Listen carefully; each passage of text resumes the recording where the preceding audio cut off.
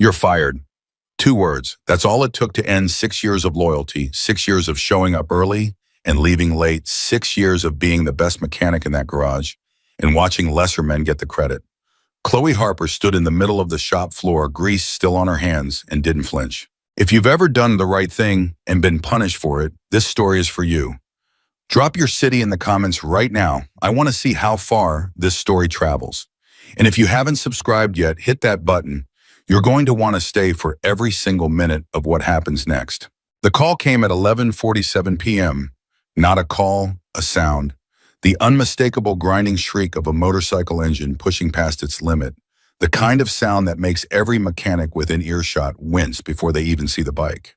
Chloe heard it from the break room where she was eating a cold sandwich and pretending she wasn't the only one left in the building. She was always the only one left. Holt and Briggs Automotive had a strict policy about after-hours work. Nothing moves without authorization. Nothing gets touched without a signed work order. Nothing happens in this garage past 10 o'clock without direct approval from Devin Marsh, the night floor manager who had made it his personal mission in life to remind Chloe every single chance he got that she was a mechanic, not a decision maker. Marsh had gone home at 10:15. He always did. Chloe had stayed because she was finishing a brake job that needed to be done by 7 the next morning.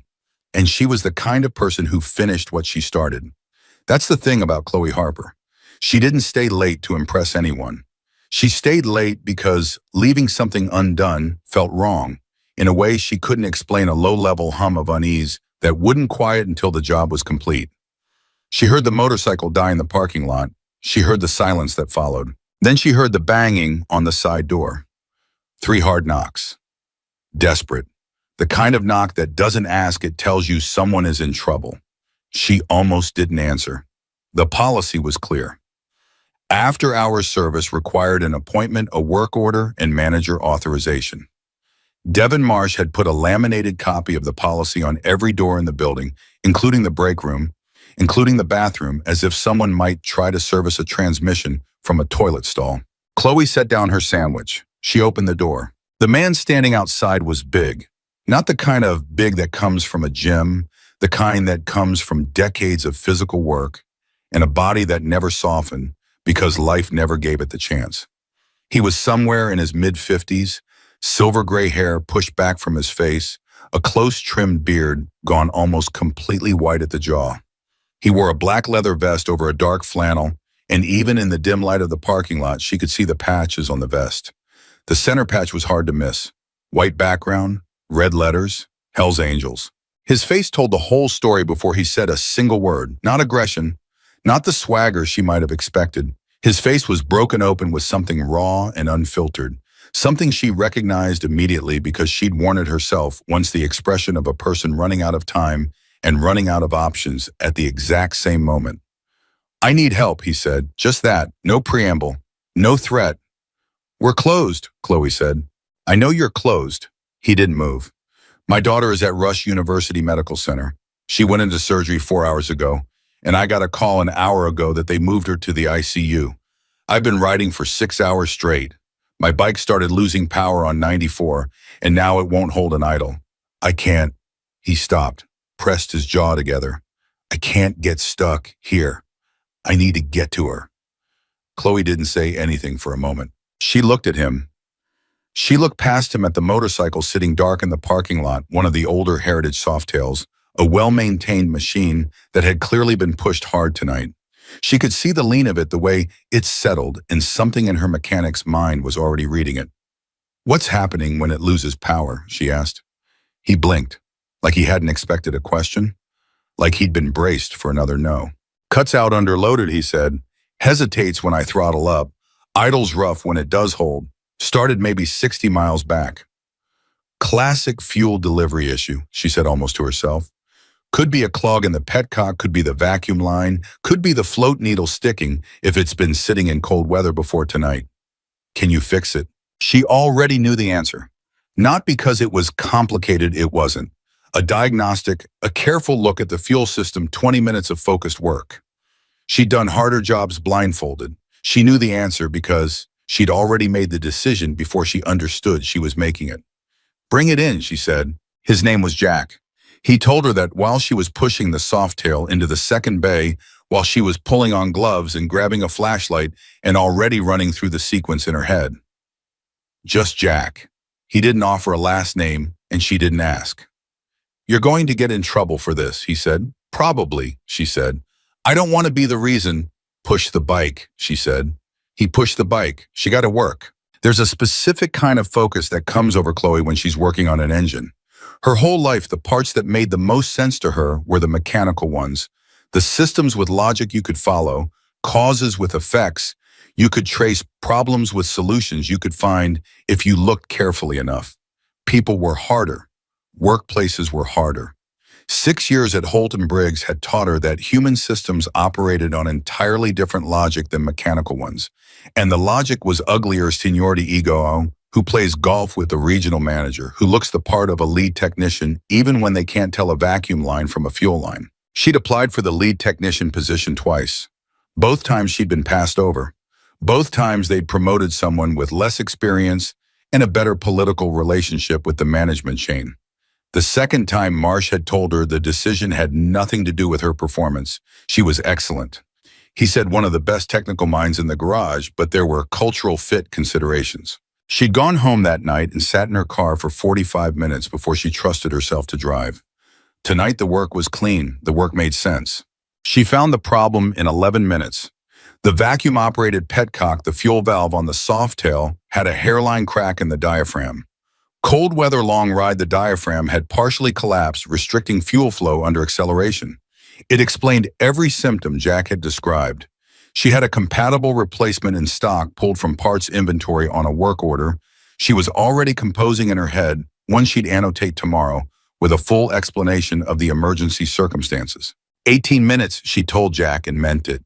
He stood back and watched her work. He didn't hover. He didn't offer advice. He just stood there with his arms crossed and his jaw tight and his eyes on the door, the way people look when they're counting minutes they can't afford to lose. She replaced the diaphragm. She bled the fuel line. She checked the float bowl while she had access to the carb. She primed the system, let it settle, primed again. "Try it," she said. Jack swung onto the bike, hit the starter. It caught on the first crank. Settled into a clean, even idle, the kind of idle that sounds like confidence. No hesitation, no stumble, just a steady mechanical heartbeat. He throttled up once, twice, listening to the response. "That's it," he said quietly. And there was something in his voice that wasn't about the motorcycle at all. He looked at her, really looked at her the way people rarely do, like he was actually seeing her, not just the uniform, not just the function, not just the mechanic who was useful to him in a particular moment. "What's your name?" he asked. "Chloe." "Chloe." He said it like he was memorizing it. "I have to go." "I know," she said. "Go." He went. She stood in the bay for a moment after the sound of the motorcycle faded, listening to the quiet of the garage. The fluorescent lights hummed. The brake job she'd been finishing before the knock on the door was waiting in Bay 1. She stripped off her gloves. She went back to work. Devin Marsh called at 7:04 a.m. She was still there. She'd finished the brake job, documented the emergency service she'd performed, parts used to issue diagnosed, repair, completed, patient name, unknown, emergency circumstances documented, and had been sitting in the break room with a cup of coffee and no illusions about what was coming.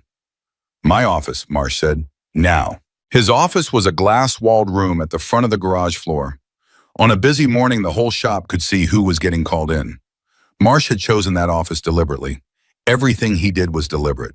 He was the kind of manager who understood that visibility was power, that the performance of authority was half the work of maintaining it. She walked in. She didn't sit. She knew this wasn't a conversation. "You authorized after-hours service last night," Marsh said. "I performed emergency repairs on a motorcycle whose owner had a family medical crisis," she said. "I documented every part, used every step taken. The repair took 19 minutes. The customer left before his daughter." "You are not authorized to make that call," Marsh said. "You're a mechanic, Chloe. You're not a manager. You're not a supervisor. You do not decide when this shop operates and when it doesn't. That is not your job." A man needed to get to his daughter. "I don't care about his daughter." He said it without hesitation. Not cruel, worse than cruel, administrative. This shop has liability policies, insurance structures, and operating protocols that exist for legal reasons you clearly don't understand. Every piece of work that happens in this building has to be authorized through proper channels. You bypassed every single one of them. The work is documented. The parts are accounted for. You let a stranger into this building after hours, alone, at night. Marsh leaned forward. Do you understand what the insurance implication of that is? Do you understand what happens to this company if something had gone wrong, if that man had been injured on premises, if something had been stolen, if any number of things, nothing went wrong? That's not the point, then. Then what is the point, Devon? The name landed hard. She never used his first name. He noticed. The point, he said slowly, is that you made a decision you had no authority to make. You broke protocol. You violated the terms of your employment contract. And you did it because you decided on your own that the rules didn't apply to you. He paused. That's not acceptable. Not here. Not under my management. Chloe felt something settle in her chest, not anger. She was past anger. Something colder and clearer. She'd known this was coming. She'd made the decision last night, knowing this was coming. She'd fixed that bike and stood in that parking lot and watched a desperate father ride toward his daughter, and she'd known, even in that moment, that the invoice would come due. She just hadn't expected him to be so comfortable with it. So what happens now, she said. Marsh didn't blink. You're terminated effective immediately. HR will process your final pay. You'll need to turn in your key card and your tools by noon. Chloe didn't move, though. Marsh watched her like he was waiting for something. Tears protest a plea. She'd learned a long time ago that men like Marsh interpreted visible emotion as confirmation of their own superiority. She wasn't going to give him that. Is there anything you want to say? He said. I'd do it again, she said. She walked out. The shop floor was full by then. The morning crew had come in while she'd been in the office, and she could feel every eye on her as she walked toward her station. Some of them knew what had happened. Word moves fast in a garage. The expressions on their faces ran the spectrum from uncomfortable sympathy to the carefully neutral look of people who don't want to be associated with someone on their way out. Danny Ray's the only mechanic on the floor who Chloe would have called a friend, a 20-year veteran with forearms like bridge cables and an absolute inability to tell a convincing lie, caught her eye as she passed. Chloe. I'm okay, she said. That's not what I was going to say.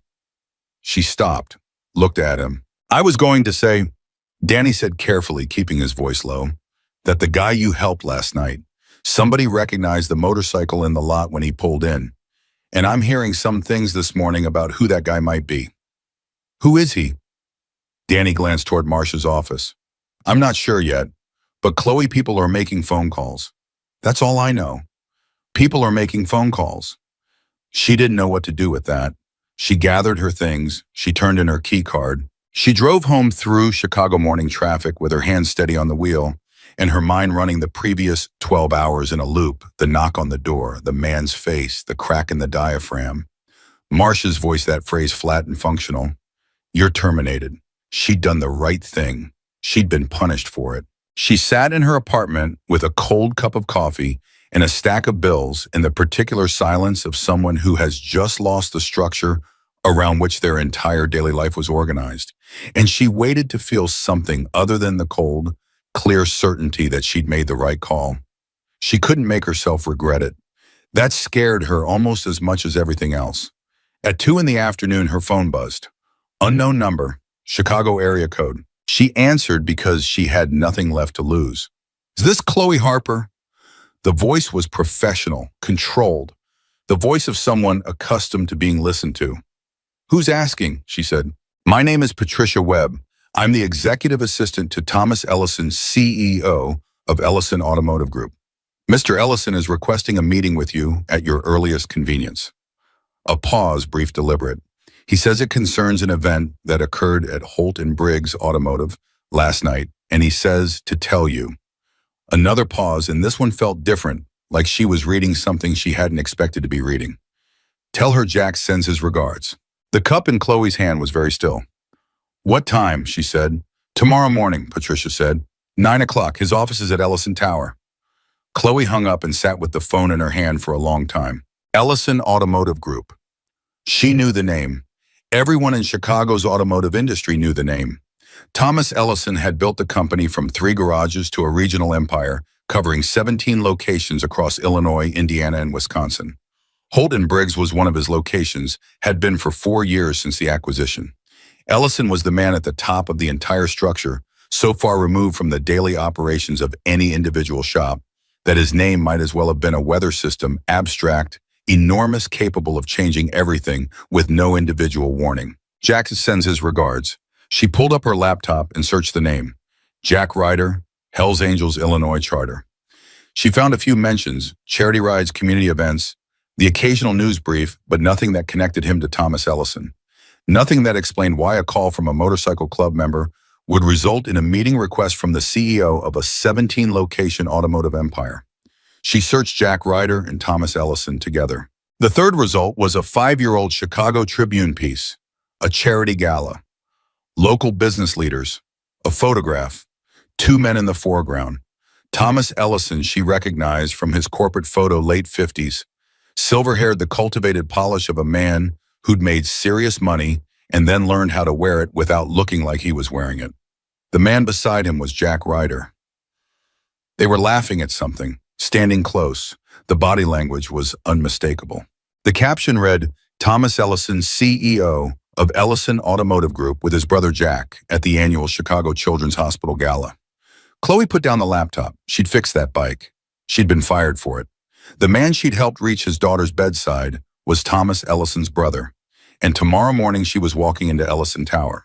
She looked around her apartment, the stack of bills, the cold coffee, the silence. She thought about Marsh's face when he said, "You're terminated." Administrative, comfortable, certain. She thought about Jack Ryder's face when he said, "Tell her Jack sends his regards." The certainty in that phrase was different. It wasn't the certainty of power and protocol. It was the certainty of a debt acknowledged. A reckoning coming from a completely different direction than anyone had planned. Chloe Harper had done the right thing. She was about to find out exactly how far that decision was going to travel. She didn't sleep. Not really. She lay on top of her covers fully dressed until 2 in the morning, then changed into actual pajamas. Like that would help, then gave up entirely around 4, and sat at her kitchen table with a legal pad and a pen, writing down every single thing she knew about what had happened and what it might mean. By 5:30, she had 2 pages of notes that ultimately said the same thing in a dozen different ways. She had no idea what Thomas Ellison wanted from her. That was the part that kept her awake. Not fear exactly, more like the specific discomfort of walking into a room where someone else controls all the variables. She'd spent 6 years in a building where other people controlled all the variables. She knew what it felt like. She'd learned to function inside it. But this was different. This wasn't Marsh calling her into his glass office while the morning crew watched. This was Ellison Tower, downtown Chicago, 9 a.m. The CEO of the company that owned the garage that had just fired her. She wore the same thing she wore to every professional situation that mattered. Dark slacks, clean boots, a pressed gray button-down. She'd learned early that overdressing in automotive circles read as either insecurity or inexperience, and underdressing read as not caring. The middle ground was crisp and unfussy. It had served her. She arrived 12 minutes early. Patricia Webb was exactly what her phone voice suggested. Efficient, precise, and professionally warm, in the way of someone who manages powerful people for a living and has learned to put visitors at ease without giving anything away. She brought Chloe coffee without asking, showed her to a chair outside a set of double doors and said, "He won't be long," with the calm certainty of someone who knew her employer's schedule the way pilots know weather patterns. Chloe sat with the coffee and didn't drink it and watched the doors. She thought about Jack Ryder at Rush University Medical Center. She thought about a little girl in an ICU. She thought about a father who'd ridden 6 hours in the cold and then sat in a waiting room while the rest of the world continued its ordinary business around him. She hoped the girl was okay. She realized she hadn't let herself think about that part clearly until right now. She'd been so focused on the aftermath, the firing, the phone call, the meeting, that she'd almost lost track of the actual center of the whole story. A little girl, a father who needed to get there. That was the only thing that had mattered at 11:47 last night. Everything else was consequence. The doors opened. Thomas Ellison was taller than his photograph suggested. Late 50s, silver-haired, the kind of posture that comes from decades of being the most important person in every room he entered. He wore a dark suit with no tie, deliberately casual, the kind of choice that actually requires more confidence than a tie because it says, "I don't need the uniform to remind you who I am." He crossed to her before she'd fully stood and extended his hand. "Ms. Harper." His grip was firm and direct. "Thank you for coming on short notice. I know yesterday was—" He stopped. "I know yesterday was a difficult day." "That's one word for it," she said. Something shifted in his expression, not offense recognition, like he'd expected her to be careful and was recalibrating towards something else. "Come in," he said. His office was large but not theatrical. The desk was real wood worn at the edges in the way of furniture that actually gets used. There were framed photographs on the credenza behind him. She caught a glimpse of one that looked like it might be Jack, and a whiteboard along one wall covered in what looked like operational flowcharts. He gestured to the chairs across from his desk and sat when she sat. "My brother called me from the hospital at 1 in the morning, Ellison said. No preamble, no warm-up. He told me what happened. He told me that his bike broke down on 94 with 60 miles still between him and his daughter, and that every shop he passed was closed, and that he found your garage and knocked on the door, and a mechanic named Chloe let him in and fixed his bike in under 20 minutes. He paused. "His daughter is stable. She came out of the ICU this morning." "I'm glad," Chloe said, and she meant it without qualification. "She's 11, Ellison said. "Her name is Maya. She's been having complications from a surgery she had 3 weeks ago. She's Jack's whole world." He was quiet for a moment. "My brother is not a man who asks for things. He's not a man who knocks on strangers' doors." He stopped again. This stop was different from the professional pauses. This one was genuine. He was desperate, and you helped him. "Anyone should have," Chloe said, "but no one else did." Ellison's voice didn't rise. It did something more precise than rising it sharpened. "He tried 2 other shops before yours. Both turned him away. Your shop has a policy, I know, because it's a policy I approved 3 years ago for liability reasons that I'm now reconsidering that prohibits exactly what you did. I'm aware of the policy. You broke it anyway." "Yes." Ellison studied her. "Why?" She didn't hesitate. "Because a man needed to get to his daughter, and I could get him there in 20 minutes. The policy exists to protect the company. That's a real reason for a policy. But policies are meant to serve people, not override them. When following a rule causes more harm than breaking it, that's information. That's feedback about whether the rule is working." Ellison was quiet. "Devin Marsh fired you." "He did." "As of 40 minutes ago," Ellison said, "Devin Marsh no longer works for this company." The air in the room shifted. Chloe kept her face level. "That was fast." "It wasn't just last night," Ellison said. He pulled a file folder from his desk and set it in front of him without opening it. The gesture said, "This exists. I've read it. I don't need to reference it." Marsh has been the subject of 3 internal complaints in the past 18 months. 2 from women. All 3 were documented through proper channels and went nowhere because the regional operations director, a man named Gerald Hardwick, has been managing Marsh's file as a personal favor. Marsh worked for Hardwick before the acquisition. They have history. He paused. "I didn't know about the complaints. I found out this morning when I started asking questions." Chloe felt something shift in her chest, not satisfaction, something more complicated. The retroactive weight of knowing it hadn't just been her. There had been others who'd put it in writing and watched it go nowhere. 3 complaints, she said. 3 that made it into the system. I suspect there are more that didn't. She looked at him directly. "Why are you telling me this?" Ellison leaned back slightly. "Because I want you to understand what I'm looking at. I'm not offering you your job back out of sentiment, Ms. Harper. My brother is important to me, and I am grateful for what you did. But gratitude is not a management strategy." He opened the folder, now glancing at the top page. "I'm looking at your 6-year performance file. 2 applications for lead technician, both denied. Customer satisfaction scores in the top 8% of all Holt and Briggs technicians. 0 safety incidents. 0 warranty callbacks. And a notation in your file from 14 months ago, authored by Marsh, describing your cultural fit as, he paused, reading, inconsistent with the collaborative leadership model we're developing at this location.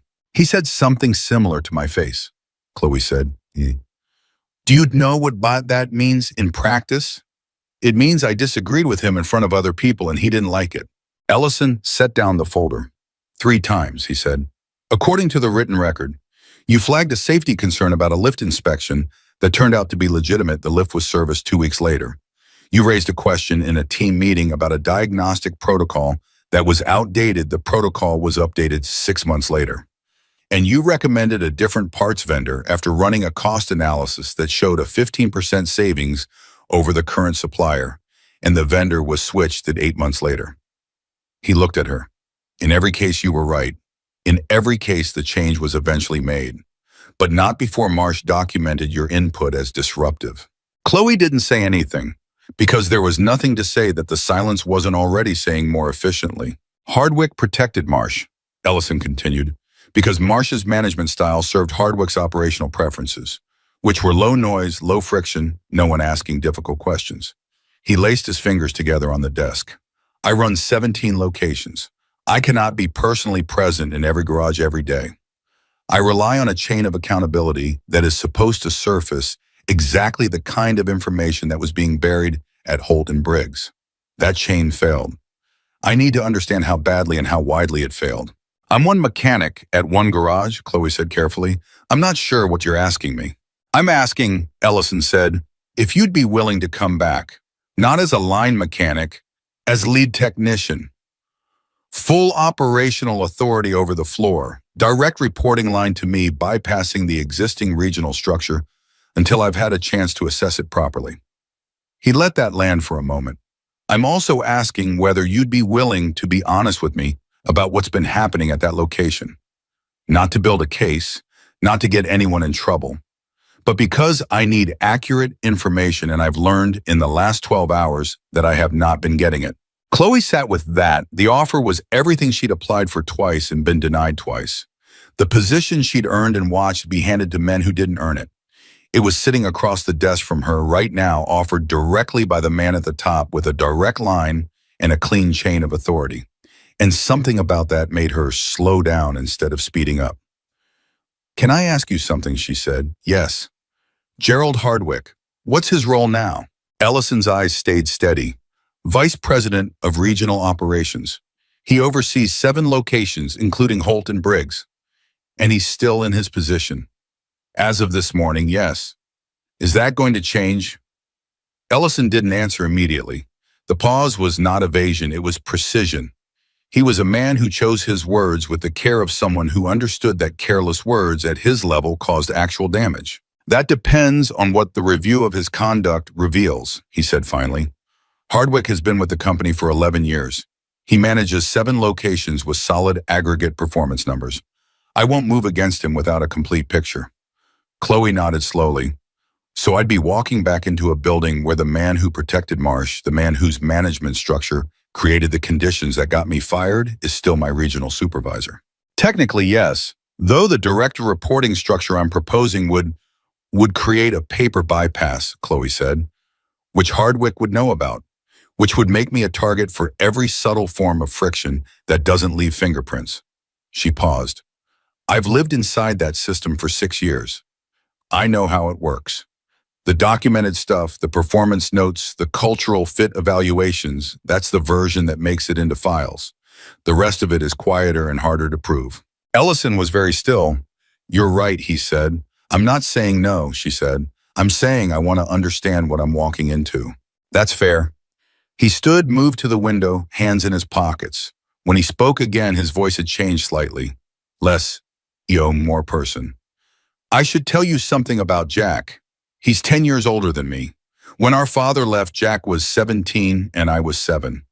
He worked 2 jobs to keep us in the apartment our mother couldn't afford on her own. He never finished high school because he was working every hour he wasn't in school, and eventually the math stopped working. He paused. He found the club when he was in his 20s. I used to worry about it. I don't anymore. Those men, whatever people think about them, those men have been more consistent to him than almost anyone else in his life. He turned back. Jack doesn't ask for help, Ellison said. He knocked on your door because he was out of options and his daughter was in the ICU and you opened it. He looked at her steadily. I don't forget things like that, and I don't waste them. Chloe's phone buzzed on the chair beside her. She glanced at it by reflex. Unknown number, same Chicago area code as yesterday. Sorry, she said, moving to silence it. Take it if you need to, Ellison said. She declined the call, but there was a text that appeared immediately after. She almost ignored it. Then the first 3 words made her look twice. The text read, "This is Jack. You need to know something before you decide anything. Call me." She looked up at Ellison. He was watching her face. Is that? She started. My brother's number isn't in my contacts either, Ellison said. He changes phones. He's careful that way. He texted me. Something moved across Ellison's expression. Not surprise, closer to concern. What did he say? She turned the phone so he could read it. Ellison's jaw tightened slightly. Just slightly, but she caught it. Call him, Ellison said quietly. I'll step out. You don't need to. Call him, he said again, and left the office. She dialed. Jack picked up on the first ring. You're with Thomas right now. His office, yes. He offered you the job. He did. Don't take it yet. His voice was level, but there was something underneath it, the same quality she'd heard through his face last night. Not fear, warning. I need to tell you something about the night I came in. Okay, she said. I wasn't alone on 94. There were 2 other guys from the chapter riding with me. They peeled off at the exit before yours. They knew I was going to the hospital, and they didn't want to create a scene in the waiting room. But they were behind me. They saw me stop at the 2 shops that turned me away. He paused, and they saw which shop let me in. Why does that matter? Because one of those shops I was turned away from, the second one place called Metro Auto on Western, has a contract with Hardwick's regional group. It's one of 7 shops in a preferred vendor network that Hardwick built and manages. He takes a consulting fee from every shop in that network. Off the books. His voice dropped slightly. I didn't know any of this last night. I found it out this morning from someone inside the club who has history with one of the shop owners. The shop on Western, they turned me away, not because of protocol. They turned me away because their manager called Hardwick for guidance the second he saw the patch on my vest, and Hardwick told him to refuse service. Chloe sat very still. Why would Hardwick care about refusing service to a biker? Because I'm not just Jack Ryder to everyone who knows me, he said. A few years back, there was a business situation where some information I had access to would have been very damaging to certain people in the regional business community. People who also happen to have relationships with Hardwick's consulting network. Another pause. Those people would prefer I not have a direct line to Thomas, and if they found out I was reaching out to you and that you were now being offered a position with direct access to Thomas, they'd want to get ahead of it. Chloe's voice came out quieter than she'd intended. You think they already know about this meeting? I think Hardwick has eyes inside that building, Jack said. I think he knew you were coming in this morning or before you arrived. And I think the reason my brother called you in so quickly, as good as Thomas's instincts are, is because someone made sure the story got to him in a particular way, shaping it. Who? I don't have a name yet, but I will, he exhaled. I'm telling you this because I owe you honesty. You helped me without knowing any of this existed. You walked into that garage, you made a decision, and it sent a stone into a pond that's a lot deeper than it looks. You deserve to know before you step into a role that puts you in the middle of something bigger than a garage. She looked at the closed door across the office. Is Thomas aware of any of this? He will be, Jack Brotherhood. I'm calling him after you, but I wanted you to hear it from me first because it's your life, Chloe, not his, not mine. A beat of silence. You can walk away. No one would blame you. Chloe took a breath. She thought about 6 years of showing up and doing the work and being the best in the room and watching the room refuse to acknowledge it. She thought about 3 complaints that went nowhere. She thought about a laminated policy on a bathroom door. She thought about a child named Maya who was stable this morning because a petcock diaphragm got replaced in 19 minutes. She thought about Jack's face in the parking lot at midnight. I'd do it again. She'd said that to Marsh as she walked out. She still meant it. Tell your brother, she said, that I'll take the meeting, but I want the full picture before I sign anything. Silence on the line. Then yeah, Jack said. You're going to be okay, Chloe Harper. She hung up. She sat for 30 seconds. Then she went to the door and opened it and found Thomas Ellison in the hallway, coffee in hand, expression carefully neutral, in the way of someone who has learned to wait. We need to talk about Gerald Hardwick, she said. Ellison's neutral expression cracked just slightly, just enough. His eyes sharpened with the particular focus of a man who has just realized the situation is substantially more complicated than he understood 5 minutes ago. Yes, he said, we do. Ellison didn't take her back into his office. He took her to a conference room 2 floors down, smaller, no windows facing the main corridor, a room that said, this conversation doesn't leave this building. Patricia Webb appeared with a legal pad and 2 fresh coffees and then disappeared without being asked, which told Chloe everything about how Thomas Ellison operated when something serious was happening. He sat across from her and said, tell me everything Jack told you. So she did. She laid it out the way she approached a diagnostic in sequence without editorializing, starting with the 2 shops that turned Jack away and ending with the phrase Hardwick told him to refuse service. She watched Ellison's face while she talked. He was good at keeping it still, but there were tells a slight tightening around the eyes when she mentioned the off-books consulting fee, a pause in his breathing when she said Hardwick has eyes inside that building. When she finished, he was quiet for almost 10 seconds. The preferred vendor network, he said finally. I approved the concept 4 years ago. The operational details were delegated to regional leadership. To Hardwick. To Hardwick. He said the name like he was tasting something he should have tasted a long time ago and hadn't. The consulting fee arrangement, if that's accurate, is a direct violation of his employment contract and our conflict of interest policy. Jack is set off the books, which means it won't appear in any standard audit. He picked up his coffee, set it down without drinking. Jack sourced someone inside the club with history to one of the shop owners. Do you know who? He didn't say. Would he tell me? I don't know, Chloe said honestly. Jack doesn't strike me as someone who gives up names easily. No, Ellison said. He doesn't. Something crossed his face, not frustration, closer to the particular weariness of someone who loves a person whose instincts don't always align with their own. My brother has spent 30 years building a life where information is currency and trust is survival.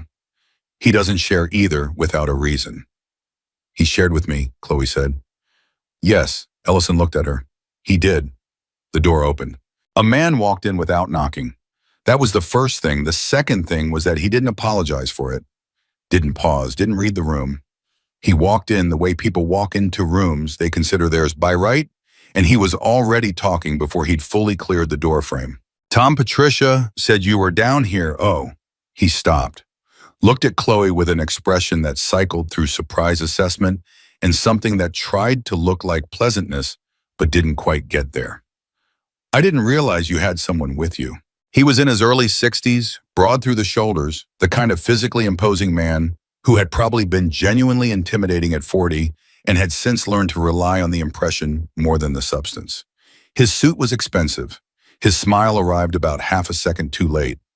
Gerald, Ellison said, and his voice was perfectly even. Perfectly. This is Chloe Harper. Chloe, this is Gerald Hardwick, VP of Regional Operations. Chloe watched Hardwick's face when he heard her name. There it was. Just a flicker. A fraction of a second where his eyes went sharp and then smoothed over the way ice forms on water so fast you almost missed it, but the surface was different afterward. Ms. Harper, he said, extending a hand, I heard about the situation at Holton Briggs. Unfortunate circumstances all around. She shook his hand. Unfortunate, she agreed. I actually wanted to talk to you about that, Hardwick said, pivoting smoothly to Ellison. Tom, I think there may have been some miscommunication about how the Marsh situation was handled. Devin was a strong manager with a solid track record. I want to make sure we're getting the full picture before any permanent decisions. Marsh is gone, Gerald. Ellison's voice was still even. That's not a discussion. A beat. Hardwick's jaw shifted slightly. Of course. I just want to make sure we're applying standards consistently across locations. If we start making exceptions, We're not making an exception, Ellison said. We're correcting an error. There's a difference. He paused. Was there something you needed? Hardwick smiled the polished, pressure-tested smile of a man who had learned to smile through things that should have stopped him. Just checking in. I'll let you get back to it. He looked at Chloe once more. Brief, evaluating. Nice to meet you, Ms. Harper. He left. The door closed. Chloe waited 3 full seconds. Then she said, he knew I was here. Yes, Ellison said. He came down to look at me. Yes. And now he knows that you know I'm here and that we've been in a closed room for, she checked the time, 40 minutes. Ellison stood, moved to the door, opened, it looked down the corridor, then came back in and closed it again. He'll make calls within the hour, he said. He'll start building a narrative about what this meeting was and what it means. He's very good at that. He sat back down. Gerald Hardwick did not get to VP of Regional Operations by being slow. What does he think I told you? He doesn't know yet. That's what's dangerous to him. Ellison leaned forward. Here's what I need you to understand about Gerald. He's not stupid and he's not reckless. He's built his position here over 11 years through a very careful architecture of relationships and information management. He knows where everybody is buried because he helped bury most of them. The consulting arrangement, if it exists the way Jack describes, it's not his only exposure. It's just the one we know about. Chloe absorbed that. You've suspected him before. Ellison was quiet for a moment. I've had questions, he said carefully, but questions without documentation are just suspicion. And Gerald is very good at making sure documentation doesn't exist. 3 complaints against Marsh, Chloe said. All managed through Hardwick's chain. All buried. Where are those files now? That, Ellison said, is a very good question. He looked at her steadily. HR maintains the primary files, but the regional director has a secondary review role on all personnel actions at locations under their oversight. Hardwick would have had access to all 3 complaints. He would have had the ability to delay responses, lose routing return documents for revision on procedural grounds. He paused. All completely deniable. Chloe thought about the 2 women who'd filed complaints. She didn't know their names. She didn't know what Marsh had done to them. Specifically, what comment, what dismissal, what small daily corrosion of dignity that had finally pushed them to put it in writing. Knowing how hard it was to put it in writing, knowing the system ate those documents and gave nothing back. She felt something harden in her chest. Not anger, resolve. I want to help you get the full picture, she said. Not because of the job offer. Because those complaints went nowhere and they should have gone somewhere. Ellison looked at her for a moment. You understand that if you come back to that garage and Hardwick believes you're a direct line to me, he will work against you. I've already worked under a man who worked against me, Chloe said. At least now I'd know it going in. The faintest thing moved across Ellison's face. Something that might in a different man have been called admiration.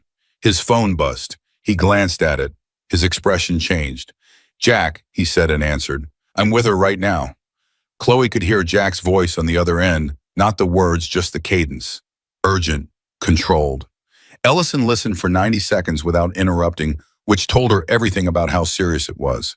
When, Ellison said, then how certain is the source? Then a longer pause during which his face went through 3 different kinds of still. Then don't do anything yet. Let me handle it from this end. He hung up. He set the phone on the table. The shop owner from Metro Auto on Western, Ellison said. The one who turned Jack away. His name is Frank DeLuca. He's owned that shop for 12 years. He's been in Hardwick's vendor network for 9 of them. Ellison's voice was measured but tight underneath. Frank DeLuca called someone in Jack's network this morning. Not to give information, to warn them. He said, and I'm paraphrasing what Jack just told me, he said that last night after turning Jack away, he had a call from Hardwick. And Hardwick didn't just tell him to refuse service. He told him to call if the Ellison name came up in connection with the biker. The room was very quiet. Hardwick was monitoring for Jack's connection to you, Chloe said. He's been managing a firewall between Jack and me for I don't know how long. I don't know how many times something has happened that should have reached me and didn't because Gerald positioned himself between us. Ellison's jaw was tight. Jack and I don't talk every day. We move in different worlds. It was easy to manage. It would have been easy to manage. But I let Jack through last night. And Hardwick did not know about your garage because it wasn't in his network. You're off his map. A pause. You were. And now Frank DeLuca is warning Jack's people, Chloe said slowly, which means DeLuca is scared. Something spooked him enough to switch blades. Jack thinks Hardwick called DeLuca again this morning, Elvison said, after he found out about this meeting. And whatever Hardwick said on that call, DeLuca didn't like it. Jack's contact says DeLuca is willing to talk. Talk to who? To me, Ellison said. If I come to him, not an official meeting, not lawyers, just a conversation. Chloe read his face carefully. You're going to go. This afternoon. Hardwick will find out. Probably, but by then I'll have something more than suspicion. He looked at her. I want you there. She blinked. Why? Because DeLuca's a mechanic, not a businessman. He's been in someone else's web for 9 years, and he's scared, and he's about to do something brave that could destroy his livelihood. He's not going to open up to a CEO in a suit. Ellison paused. But he might open up to someone who just got fired for doing the right thing. Chloe was quiet for a moment. The logic was sound. The logic was also a little manipulative, and she appreciated that Ellison wasn't pretending otherwise. You're using the fact that I got fired, she said. I'm using the fact that your credibility is real, he said. That's different. She almost smiled. Is it? Marginally, he said. And for the first time since she'd walked into his building, something in his face loosened into something almost human. I'm asking, not ordering. You don't work for me yet. She thought about that word, yet. What time, she said. Frank DeLuca's shop and was on the west side, not far from the shop where Jack had been turned away. She and Ellison arrived separately, his idea. He parked around the corner and walked in after she'd had 5 minutes alone with DeLuca, which she used well. DeLuca was 61, heavyset with the hands of someone who'd spent 40 years in engine bays and the eyes of someone who hadn't slept. He'd watched her walk in with the particular wariness of a man who didn't know which direction the danger was going to come from next. She didn't introduce herself through Ellison. She told him her name and said she'd been at Holt & Briggs last night when a Hells Angels rider knocked on the door and she'd lost her job fixing his bike. DeLuca stared at her for a long moment. You're the one who let him in, he said. I am. He exhaled, looked at his hands. I turned him away. He was standing right where you're standing, and I turned him away. His voice had something in it that wasn't guilt exactly. It was the specific rawness of a person who's been complying with something wrong for so long that seeing someone else refuse to comply feels like a verdict on them personally. Hardwick called before he even knocked. Said a biker with a particular patch description was heading west on 94. Said if he showed up at any network shop, we refuse service and report the contact. Said it was a legal issue. Liability. He shook his head. I didn't ask questions. 9 years I haven't asked questions. What changed this morning? Chloe asked. He called again, DeLuca said. Hardwick. Said there was a situation developing at the corporate level and he needed me to sign a backdated service refusal form. Said it was standard documentation for the record. His jaw tightened. Backdated. He wanted me to falsify a document dated last night stating the refusal was for mechanical incapacity, that we couldn't help the rider because we didn't have the parts. He looked up at her. We had the parts. We could have fixed his bike in 20 minutes, same as you did. I know what a fuel system problem sounds like. I heard that engine when he pulled up. Chloe felt something cold move through her. He's covering his tracks, she said. He's building a story, DeLuca said, and I'm supposed to be a piece of it. He rubbed his face with both hands. I have a shop, Ms. Harper. I have 6 employees. I've been in Hardwick's network for 9 years because the referral volume keeps us alive. If I lose that network, he stopped. I've got people depending on me. I know, she said quietly, but if I sign that form, he stopped again. The door opened behind her. Ellison walked in. DeLuca looked at him, at the suit, at the face he'd probably seen in trade publications and regional business coverage. His expression shifted through several things in rapid succession. Mr. DeLuca, Ellison said, I'm not here to threaten you or make demands. I'm here because a mechanic who worked for me got fired for doing something right, and the man who fired her was protected by a system I was responsible for. I want to fix that, but I need to understand how deep it goes. DeLuca looked between them. If I talk to you, he said, what happens to my shop? That depends on what you did and what you're willing to do now, Ellison said.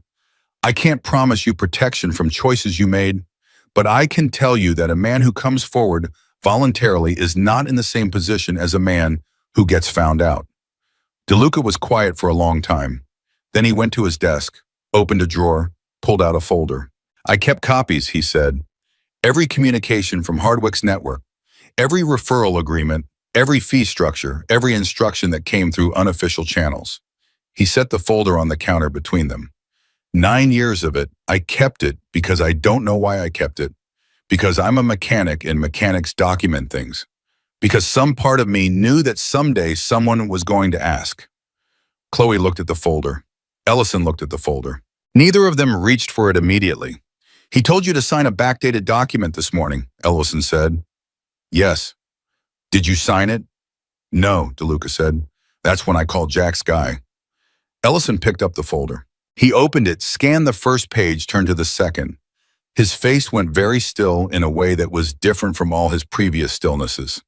This one had the quality of someone looking at the full scope of something they'd suspected but hadn't wanted to fully believe. How many shops are in the network? He said. 7, DeLuca said, but I only have documents on 4. The other 3, I don't have direct visibility. Who manages the network communications for Hardwick? DeLuca hesitated. There's a woman runs the administrative coordination. Her name is Sandra Voss. She works out of the regional office. He paused. She doesn't know what she's coordinating. I'm almost certain of that. She just processes the paperwork. Ellison closed the folder, looked at DeLuca steadily. I'm going to need you to be willing to say all of this again, to my legal team in detail. DeLuca swallowed. And my shop. Your shop stays open, Ellison said. You have my word. A pause. And for what it's worth, Mr. DeLuca, you turned a man away last night. You can't take that back. But what you're doing right now, that counts for something. DeLuca nodded, just once. Tight. Chloe looked at the folder in Ellison's hands. 9 years of documentation. 7 shops. An off-books fee structure. A VP of regional operations who had spent 11 years building a private architecture inside a company that trusted him. All of it set in motion because a petcock diaphragm failed on Interstate 94 at 11:47 p.m., and a mechanic opened a door she wasn't supposed to open. She thought about Hardwick walking into that conference room without knocking. The smile that arrived half a second late. The way he'd said, "Nice to meet you, Ms. Harper," with his eyes doing a completely different calculation. He didn't know what she had yet. He was about to find out. Ellison drove back to the tower with the folder on the seat beside him, like it was something that might detonate. Chloe rode with him. Neither of them spoke for the first 10 minutes. Not because there was nothing to say, there was too much, and they both understood that some conversations need to settle before you can have them clearly. It was Ellison who broke the silence. 11 years, he said, not angry, worse than angry quiet. The voice of a man recalculating 11 years of decisions through a new and damaging lens. I promoted him to VP 6 years ago. I gave a speech at the leadership conference about Gerald Hardwick being the model of regional accountability. He paused. I gave a speech. You didn't know, Chloe said. That's not comfort, that's indictment. He kept his eyes on the road. My job is to know. My job is to build systems that surface accurate information. What I built instead was a structure that Gerald walked through and closed every door behind him. He tapped the folder once with 2 fingers. Mighty years of documentation sitting in a mechanic's desk drawer. Because no one asked. Someone asked last night, Chloe said. He glanced at her. You asked by opening a door. I didn't ask anything, I just didn't say no. Sometimes that's the whole thing, he said. Back at Ellison Tower, everything moved fast. Ellison called his general counsel, a woman named Diane Cho, from the elevator. He gave her 45 seconds of summary vendor network off-books fees, backdated document request, 9 years of records, and Diane's response was 4 words, don't touch Hardwick yet. Her voice was the voice of someone who had been waiting for exactly this kind of call and had already thought through the first 12 moves. Patricia had coffee waiting. She also had a message slip, which she handed to Ellison with a look that said, this arrived while you were gone and I don't like it. Ellison read it, his jaw tightened. He handed it to Chloe. The message was from Gerald Hardwick's assistant. It read, Mr. Hardwick requests that any personnel decisions regarding Holt and Briggs' operational structure be held pending a regional compliance review. He has initiated a formal documentation request through HR. He's moving, Chloe said. He's been moving since this morning, Ellison said. He's trying to get ahead of it through process. If he can bury this in a compliance review, create enough procedural noise, he buys time and muddies the water. He handed the message back to Patricia. Tell Diane that Hardwick has initiated an HR documentation request. She'll know what to do. Patricia left. Ellison looked at Chloe. He's going to come at you directly next. Why me? You're the one with the folder. Because you're the visible piece, Ellison said. He doesn't know exactly what we have or what DeLuca told us, but he knows you walked out of this building with me. He knows Jack is involved, and he knows I terminated Marsh this morning. To Gerald, you're the thread. If he can discredit you, make you look like a disgruntled former employee with an agenda, he weakens everything connected to you. Chloe thought about that. What would that look like? It would look like a complaint, Ellison said. A formal HR allegation that you misrepresented yourself in our meeting today, or that you approached other company employees with false information, or... He stopped. His phone buzzed. He looked at it and said, or it would look like this. He turned the phone so she could see the screen. It was an email forwarded from Patricia. The sender was Gerald Hardwick. The recipient was the head of HR and 3 members of the board's audit committee. The subject line read, concerns regarding unauthorized external contact Holt and Briggs, former employee. She read fast. Hardwick had sent a detailed, formally structured email alleging that Chloe Harper, a recently terminated employee of Holt and Briggs Automotive, had been engaged in unauthorized discussions with company leadership without proper disclosure of a potential conflict of interest, specifically an alleged personal relationship with Jack Ryder, a known associate of an outlaw motorcycle club whose contact with a company facility may have represented a security risk. He had weaponized Jack's patch. He'd taken the most visually dramatic element of the whole story Hell's Angels and turned it into a liability narrative. He was betting that somewhere in that board, in that HR department, there was someone whose instinct would be to pull back from anything with that label attached to it. It was a smart move. It was also a deeply dirty one. Chloe handed the phone back without a word. He sent that in the last hour, Ellison said, while we were at DeLuca's. He's been watching the building, she said. He saw us leave together. Probably. Ellison set the phone down. This is what Gerald does. He doesn't confront, he complicates.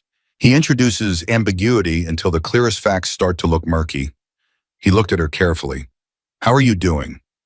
The question surprised her, not because it was strange, but because it was genuine. And she hadn't expected genuine from him in this moment. She'd expected strategy. I'm fine, she said.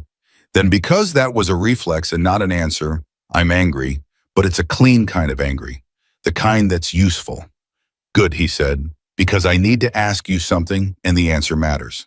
Ask. The 3 complaints against Marsh. I want to find the women who filed them.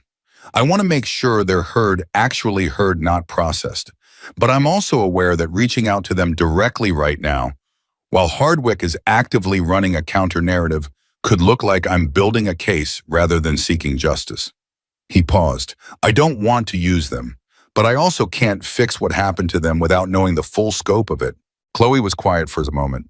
Who has access to the original complaint files? HR, and anyone HR routed them to, which includes Hardwick. Then you need to get to those files before he does anything to them, she said. Not to build a case, to preserve the record. Because if he can get to those files the way he got to those women's complaints the first time, Diane, Ellison said, and was already dialing. The next 4 hours were the most compressed and consequential of Chloe's professional life. Diane Cho arrived at the tower at 2:15, a small, precise woman in her early 50s who walked like someone who had won every argument she'd ever been in and found the whole thing mildly tedious. She shook Chloe's hand, read the folder from DeLuca in 11 minutes flat, and said, this is enough to open a formal investigation, freeze the vendor network pending audit, and put Hardwick on administrative leave pending review. Then she looked at Ellison and said, the question is what order you want to do it in. What's the risk if we move on Hardwick first? Ellison asked. He lawyers up immediately stops cooperating, and any employees or partners who might have come forward voluntarily now have to decide whether to volunteer against a man who is still technically employed and potentially returning. Diane set down the folder. He's also had 11 years to build relationships on that board. 2 of the audit committee members are people he cultivated personally. If this becomes a board-level political fight before it's a documented legal matter, you could have a real problem. So we freeze the network first, Ellison said. Freeze the network, secure the HR files, and send Hardwick a legal hold notice before end of business today. A legal hold puts him on notice that documents related to certain matters must be preserved. It doesn't tell him what matters, doesn't confirm an investigation, but it signals that something is moving, and it becomes obstruction if he destroys anything after receiving it. And me, Chloe said. Both of them looked at her. He sent that email to the audit committee, she said, framing me. If I'm just sitting here, I'm a passive target. Is there something I can do that's actually useful while you're doing the legal pieces? Diane looked at her with the expression of someone recalibrating. What did you have in mind? The garage, Chloe said. Holt and Briggs. I want to go back. Ellison frowned. Marsh is gone, but Hardwick's people are still on that floor. It could be hostile, Chloe said. I know. I've worked hostile before. She looked at him steadily. Danny Reyes is still there. He told me this morning that people were making phone calls. He's been on that floor for 20 years. He knows where everything is, who said what, who documented what, and who didn't. And he trusts me. She paused. You need eyes in that building.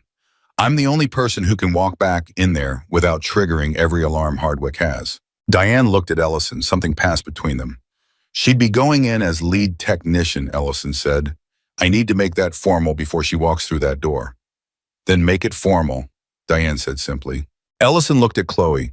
This is the job offer. Right now in this room under these circumstances, I'm not going to dress it up as anything other than what it is. I need someone I trust in that building, and you're the only candidate. He paused. But I meant what I said this morning. This is real. The authority is real. When this is over, if you want to run that garage on its own, merits that door is open. Chloe thought about 6 years of showing up. She thought about Marsh's face. She thought about the 2 women whose names she didn't know yet. She thought about Danny Reyes saying people are making phone calls like he was trying to warn her about something he didn't fully understand yet. Put it in writing, she said. Even if it's just an email right now, I want something on record before I walk in. Done, Ellison said and turned to his laptop. Chloe was back at Holt and Briggs by 4:30. The shop went quiet when she walked in.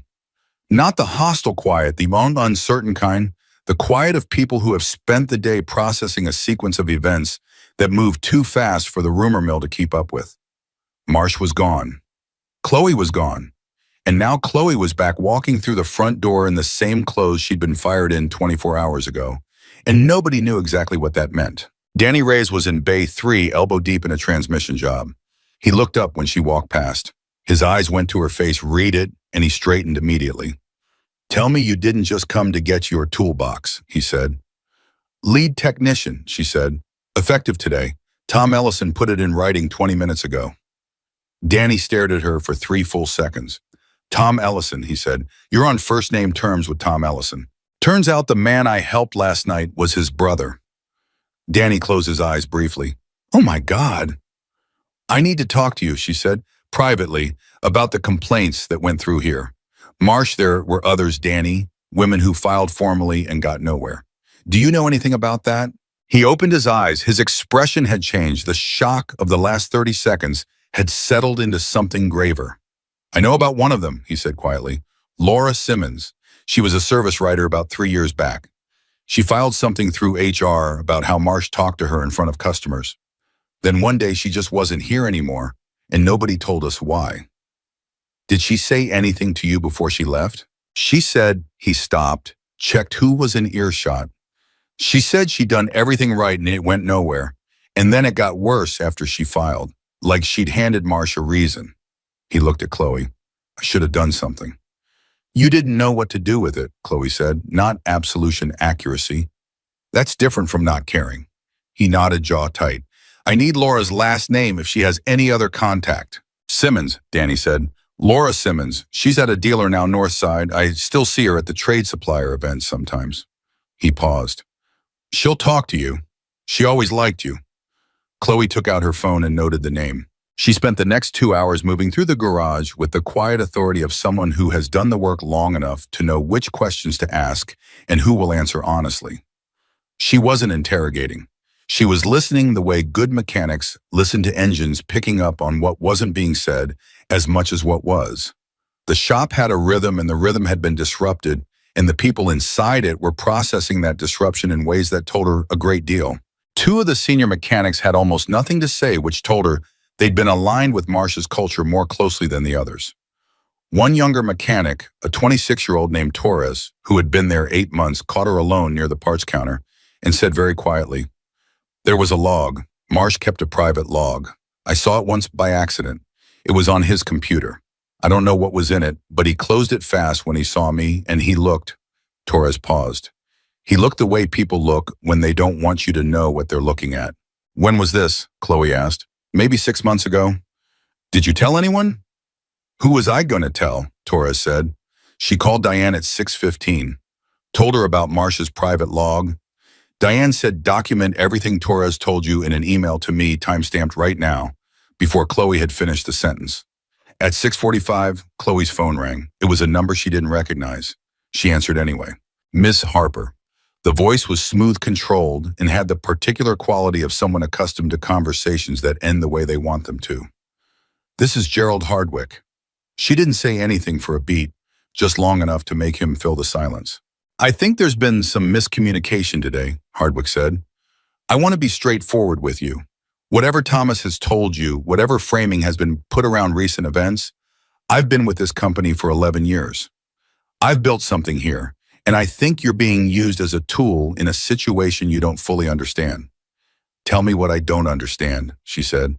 "Thomas Ellison is a talented executive," Hardwick said. "He's also a man who makes emotional decisions when his family is involved. His brother is Jack Ryder is not a stable person, Ms. Harper. He has a history of involving Thomas in situations that create liability for this company. What looks like loyalty from the outside is often manipulation from the inside." "Are you saying Jack manufactured last night?" "I'm saying his motorcycle breaking down at your garage of all places was a coincidence," Chloe said flatly. "Because it was. I was the only person left in the building. He knocked because he was desperate. That's the whole story." Silence on the line. "I'm going to make you an offer," Hardwick said. "One time, I can make the last 24 hours go away for you, your record clean. A severance package significantly better than what you'd get through standard termination. And a reference from me personally that would open doors in this industry that you haven't been able to open yet." A pause. "All I need from you is to step back from this situation. Let the proper internal processes handle it."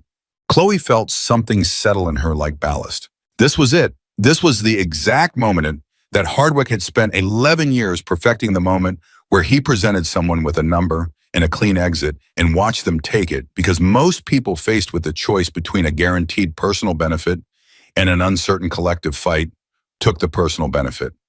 Most people were practical. Most people had bills. Most people had been ground down enough times by systems exactly like this one that they'd stopped expecting the system to ever actually change. Most people. "I appreciate the call, Mr. Hardwick," she said. "I want you to know that I'm documenting this conversation and will be forwarding a summary to Diane Cho before end of business tonight." She paused. "And I think you should know that Frank DeLuca kept 9 years of records." The silence that followed was different from all the previous silences. It was the silence of a man whose entire architecture just developed a crack he couldn't see around. "Good night, Mr. Hardwick," she said. She hung up. She stood in the middle of Holton Briggs Automotive, her garage now, the place she'd given 6 years of her life to and been thrown out of 24 hours ago. And she texted Ellison 4 words. "He called me, offered buyout." His response came in 40 seconds. "Diane is filing the admin leave motion tonight. It's done." She put her phone in her pocket. Torres was watching her from across the floor with the careful attention of someone who just witnessed something they didn't fully understand but could feel mattered. "You okay?" he said. "Yeah," she said. "I'm good." She looked around the shop, the bays, the lifts, the familiar smell of oil and metal and work that needed doing. You know how to run a diagnostic on a late model F150 transmission? Torres blinked. Yeah, I know how. Good, she said, because we've got 3 of them backed up and I want them done by morning. She pulled on a pair of gloves. Let's get to work. The F-150 transmissions were done by 6:15 in the morning. Torres had worked through the night without being asked twice. He wasn't the only one. By 10 o'clock the previous evening. 2 other mechanics had quietly come back to the garage after their shifts technically ended and picked up work without explanation. Nobody announced it. Nobody made a speech about solidarity. They just showed up and got to work the way people do when they sense that something real is happening and they want to be part of it rather than watch it from the outside. Chloe noticed. She didn't say anything about it. She just made sure everyone had coffee and that the work was distributed evenly, and that when the last transmission job was buttoned up and the floor was clean, she stood in the middle of the bay and said, "Good work tonight, all of you." Simple. Meant. Torres looked at her on his way out and said, "Same time tomorrow." "Same time tomorrow," she said. She drove home at 6:30, showered, changed, and was back at the garage by 8. She didn't do it to prove anything. She did it because the place needed steadiness, and she was the one who had to provide it, and steadiness meant showing up. Diane Cho called at 8:45. "Gerald Hardwick is on administrative leave as of 7 this morning," Diane said with the brisk efficiency of someone reading from a checklist. "Legal hold was received by him last night at 9:17. HR files on the Marsh complaints have been secured. We've identified 3 complaints, total 2. 2 from women, 1 from a male service technician who was subsequently moved to a different location." A pause. The technician was transferred 8 months after filing. The transfer was documented as a voluntary reassignment. The paperwork was signed by the employee. "Was it actually voluntary?" Chloe asked. "We're looking into that," Diane said. "People sign things when they're tired and scared, and they've stopped believing anyone is listening." Another pause, different from the first, less procedural, more human. "I want to be honest with you, Ms. Harper. Even with everything we have from DeLuca's folder, what Hardwick built over 11 years is not going to unravel in a week. These things take time. There are lawyers involved now, his hours. There are board members who are uncomfortable and looking for ways to minimize damage that don't involve admitting how long this went on. Are you telling me it might not stick?" "I'm telling you it won't be clean," Diane said. "Clean is for movies. What we have is real, which means it's complicated, and it's going to take longer than anyone wants, and there will be days when it feels like nothing is moving." She stopped. "But it is moving, and it won't stop. I want you to know that." Chloe sat with that. "The women who filed the complaints, have you reached them yet?" "We're making contact today. Through counsel, so it's formal, and they understand their rights, but yes." "When you talk to them," Chloe said, "tell them it didn't go nowhere. Tell them it went here. It just took longer than it should have." Silence on the line. Then Diane said in a tone slightly different from her professional register, "I'll tell them." At 10 o'clock, Ellison called. "How's the garage?" he asked. "Running," she said. "Torres is good. I'm moving him to lead diagnostic on the service bay. He's been doing the work without the title for at least 2 years." "That sounds familiar," Ellison said. "Doesn't it?" She paused. "How are you?" He was quiet for a moment, the pause of a man who isn't often asked that question and has to locate the honest answer rather than the functional one. "I've been better," he said. "I've been looking at 11 years of quarterly reports through a different lens this morning, wondering how much of what looked like performance was actually Gerald's management of information." He exhaled. "It's a specific kind of discomfort, learning that the picture you had was curated." "At least you know now," Chloe said, "because you opened a door." "You keep saying that because it keeps being true." He paused again. "Jack wants to come by the garage. Today, if you're comfortable with it, I want it. He wants to see you." She felt something shift in her chest, not sentimentality, something warmer and more grounded than that. The specific feeling of a circle closing properly. "Tell him to come by around noon," she said.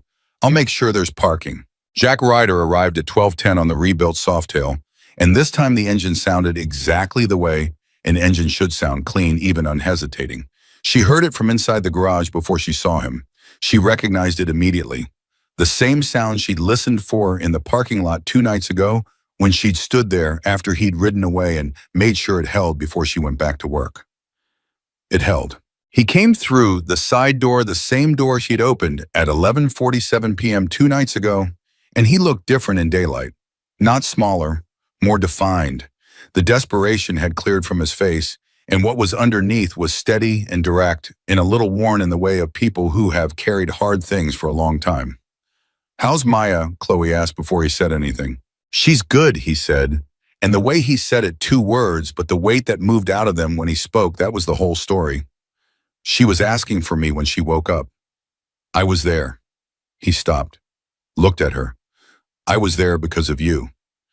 "You were there because you rode 6 hours in the cold and didn't stop," she said. "I was there because you opened the door." She wasn't going to win this one. She let it go. He looked around the garage. "You run this place now." "I do." "Marsh is gone."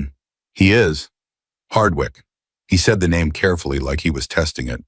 "Thomas told me this morning." "Administrative leave," Chloe said. "Investigation ongoing." Jack nodded slowly. "He's been a problem for a long time. Longer than Thomas knew." He looked at her. "I want to tell you something. About what I told you on the phone about Hardwick managing the space between me and Thomas. It's been going on for at least 4 years. I knew something was off. Messages that didn't get through. Information that arrived late or not at all. I thought it was just distance, life, people getting busy." His jaw tightened. "I should have pushed harder." "You were taking care of your daughter," Chloe said. "I was taking care of my daughter," he agreed. "And you were here taking care of things neither of us knew needed taking care of." He reached into the inside pocket of his vest and pulled out a folded piece of paper. He held it out. She took it. It was a drawing, a child's drawing, crayon unsteady lines, the particular confident inaccuracy of a kid who draws what she means rather than what she sees. A motorcycle, a figure beside it, and next to the figure another figure in what was clearly meant to be a garage with large hands and a toolbox. At the bottom in careful block letters, "Thank you for fixing Daddy's bike. From Maya." Chloe looked at it for a long moment. She didn't trust her voice completely, so she was careful with it. "She drew this from the hospital. This morning," Jack said. "She asked Thomas's assistant to fax it here because she didn't know your address and she wanted you to have it today." He paused. "She's 11. She didn't know fax machines were obsolete. Patricia just drove it over." Something in Chloe's chest cracked open in a way that wasn't painful the way a window opens, not breaks. She folded the drawing carefully and put it in her shirt pocket. "Tell her she spelled everything right," Chloe said. Jack smiled. It was the first time she'd seen him smile, and it changed his face completely. Not softened it exactly, but opened it. "I'll tell her." He stayed for 20 minutes. He talked to Danny, who somehow knew 3 people from Jack's chapter through automotive supplier connections, and was visibly delighted by this information. He walked the floor with the unhurried attention of someone who spent his life in mechanical spaces and respected them.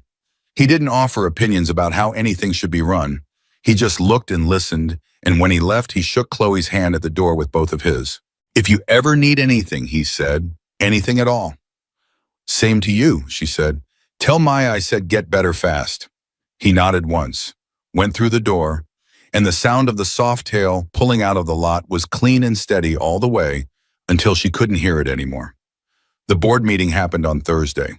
Chloe wasn't in it. She wasn't supposed to be. It was a closed executive session, the kind where the people at the top of a company sit in a room and decide how to characterize a crisis in terms that protect the institution without fully acknowledging the human costs of what allowed the crisis to develop. She knew that was happening. She'd stopped expecting institutions to be heroic. She'd started accepting that institutional change moved through corridors she'd never walk and conversations she'd never hear. And the question wasn't whether the system would be perfect, it wouldn't, but whether it would be better. She found out what happened through Ellison, who called her Thursday evening. "The board accepted Hardwick's resignation," Ellison said. "He didn't fight it. His legal team looked at DeLuca's folder and the HR files, and they advised him that fighting it would be worse. A beat. He'll receive no severance beyond what's contractually required. And the vendor network has been formally dissolved pending a full audit of the fee arrangements." "What about the audit committee members he cultivated?" Chloe asked. She'd been thinking about them since Diane mentioned them days ago. Two of them recused themselves from the vote, Ellison said. One of them called me directly before the meeting and told me he'd received a pause. He said he'd received suggestions from Geraldine about how to handle certain personnel matters over the years.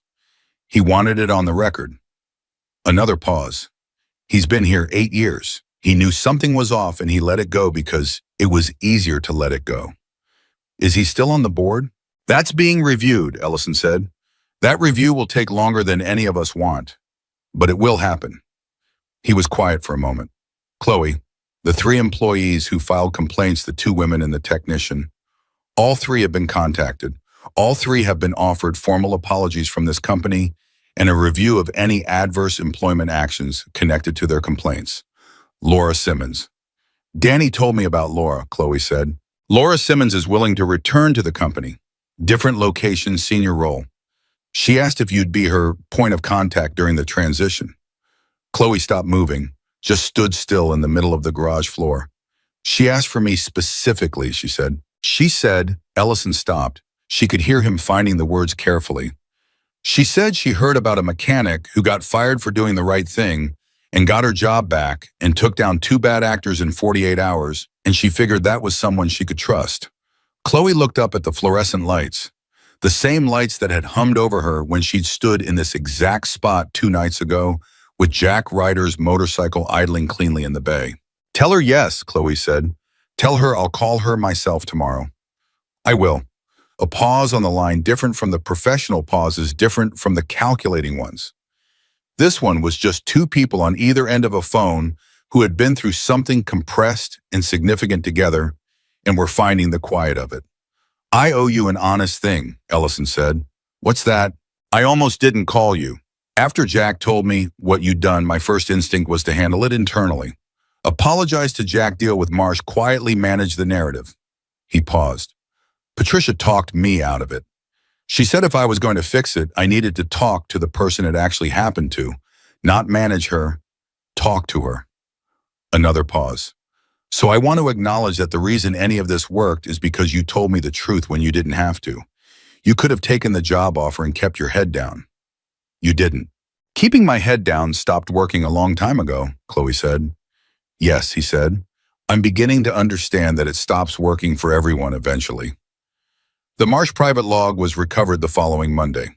IT pulled it from his company-issued laptop, which had been in his desk when he was terminated, and which no one had thought to flag until Torres's account made its way through the proper channels via Diane. The log was 17 months of entries. Detailed, meticulous, and damning, not because it documented illegal activity, but because it documented a management philosophy in its purest form, who to reward, who to suppress, which complaints to route to Hardwick's desk, which employees to build performance improvement plans around when they became inconvenient, which subtle pressures to apply and when. Laura Simmons was in it. 3 separate entries spanning 6 weeks around the time of her complaint. The language was bureaucratic. The intent was unmistakable. He'd wanted her gone. He'd managed her out with the precision of someone who knew exactly how close to the legal line he could walk. The other woman, her name was Reyes, no relation to Danny, had a single entry. Brief. The entry read, complaint routed per GH. Consider reassignment options for R. Per GH. Per Gerald Hardwick. Abbreviated into 2 letters. 11 years of a system compressed into 2 letters in a line of text. Diane said the log would be part of the formal record. She said it with the quiet satisfaction of someone who had spent a career chasing exactly this kind of documentation and finding it only rarely. 3 weeks after the night Chloe opened the side door, Holton Briggs held his first all-staff meeting under new operational structure. Chloe stood at the front of the garage floor, her floor, and looked at the people in front of her. Full crew, day and night shift both. Torres, who had bags under his eyes from working doubles and looked like he'd never been happier in his life. Danny, who'd been in that garage longer than any policy or protocol, and who stood with his arms crossed and his expression one of confirmed and vindicated satisfaction. 2 new hires Chloe had brought in herself, selected on the basis of technical skill and absolutely nothing else.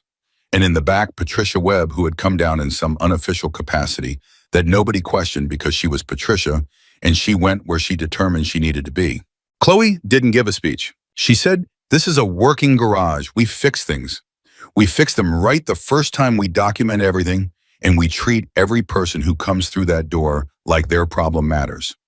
The policies exist to protect us and them. When a policy fails to do that, we say so out loud to me directly, and I will listen. She paused.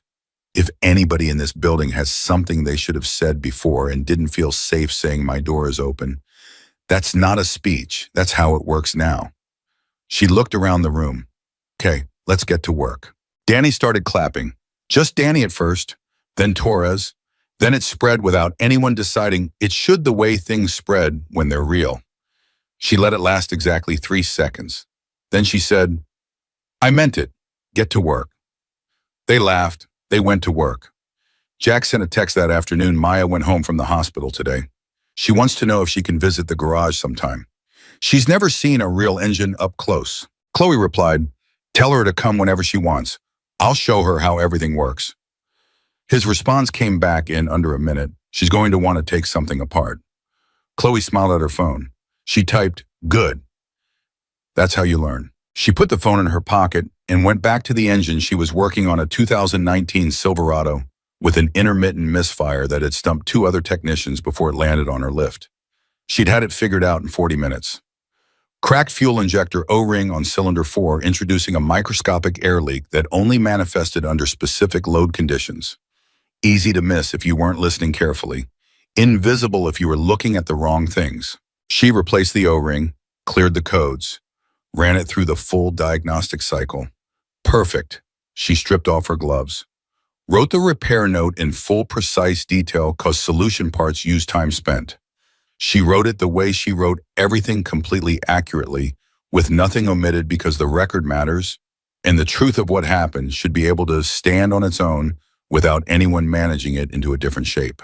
On the shelf above her station, held in place by a small magnetic clip she'd brought from home, was Maya's drawing, the motorcycle, the figure beside it, the figure in the garage with the large hands in the toolbox.